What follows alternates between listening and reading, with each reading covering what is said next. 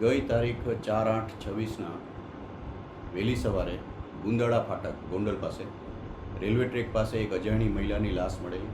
જેને અનુસંધાને Gondal B division પોલીસના માણસોએ એમ્બ્યુલન્સમાં લાશને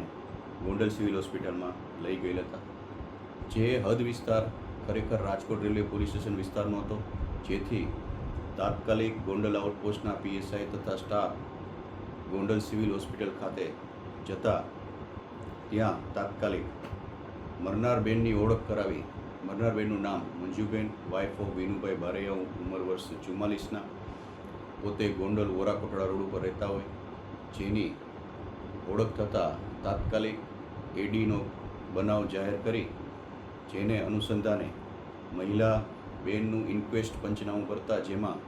તેના માથાના ભાગે તથા બંને હાથમાં ઈજાઓ થયેલ હોય, જે શંકાસ્પદ જણાતા તાત્કાલિક રાજકોટ ફોરેન્સિક વિભાગ સિવિલ હોસ્પિટલ ખાતે તેનું PM કરાવવામાં આવેલ બાદ આ બાબતે SP સાહેબની સૂચના આધારે બનાવના મૂળ સુધી પહોંચવું ખૂબ જરૂરી હોય, જેથી રાજકોટ રેલવે પોલીસ સ્ટેશનના PSI વાળા તથા PSI જાડેજાની અલગ અલગ ટીમો બનાવી ડિસ્ટાફને સદરુ બેનના રહેણાંક મકાન તથા ગોંડલ રેલવે સ્ટેશન આજુબાજુના વિસ્તારમાં જ્યાંથી બહેનની લાશ મળેલી તે વિસ્તારમાં કેમેરા ચેક કરવા માટે બનાવેલી ટીમ, જેને અનુસંધાને આગલી રાતે સદરુ બેનની સાથે એક અજાણ્યો ઈસમ જોવામાં આવેલો, જેથી તાત્કાલિક બેનના પરિવારમાં તેની જે દીકરી છે પાયલબેન, તેમને આ બાબતે પૂછતા તેમણે એવી વાત કરેલી કે આ જે ઈસમ છે એનું નામ પ્રકાશ કિશોરભાઈ સોલંકી, જે ભગવતપુરા ગોંડલનો રહેવાસી છે અને છેલ્લા 2-3 વર્ષથી સદરુ બેન મંજુબેન સાથે તેને પ્રેમ સંબંધ છે. મંજુબેન પોતે પોતાના પતિથી અલગ રહે છે, એકલવાયુ જીવન જીવે છે અને ઘણા સમયથી આ પ્રકાશ સાથે તેને ઝઘડાઓ પણ થાય છે. જે લગ્નના દબાણ બાબતે આ બેન પ્રકાશ સાથે ઝઘડાઓ કરતા હોય છે, જેને અનુસંધાને તાત્કાલિક ટીમોને પ્રકાશને શોધી કાઢવા માટે મોકલવામાં આવે, જેથી ગોંડલ બી ડિવિઝન પોલીસ સ્ટેશનના સ્ટાફને સાથે રાખી ગોંડલમાંથી સદરુ પ્રકાશ કિશોરભાઈ સોલંકીને ઝડપી પાડી યુક્તિ પ્રયુક્તિથી પૂછપરછ કરતા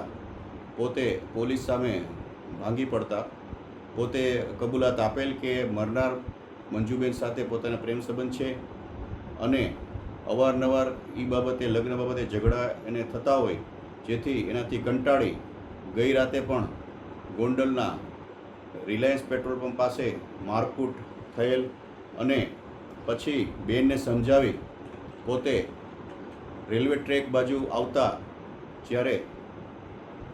બેન સાથે ઝઘડો થયેલો હોય અને પછી અચાનક આ પ્રકાશને એવો વિચાર આવેલો કે સામેથી ટ્રેન આવે છે, તો આ બેનને સમજાવી ત્યાં લઈ ગયા ટ્રેક પાસે અને ચાલુ ટ્રેનમાં સાઈડમાંથી બેનને ધક્કો મારતા આ બેન ટ્રેન સાથે ભયંકર અથડાતા તેને માથામાં તથા હાથમાં ગંભીર ઈજાઓ થયેલ છે અને એનું મોત નીપજેલ છે, જેથી આ બાબતે સદરુ એડીનો બનાવ મર્ડરમાં કન્વર્ટ થયેલ છે, જેથી રાજકોટ રેલવે પોલીસ સ્ટેશનમાં તાત્કાલિક મર્ડરનો ગુનો દાખલ કરી તપાસ સંભાળતા સદરુ આરોપીને અટક કરવા ઉપર અને બનાવને અનુસંધાને પુરાવા મેળા ઉપર અને આરોપીના કોર્ટમાંથી નામદાર કોર્ટમાંથી પોલીસ રિમાન્ડ મેળા ઉપર હાલની તપાસ ચાલુ છે.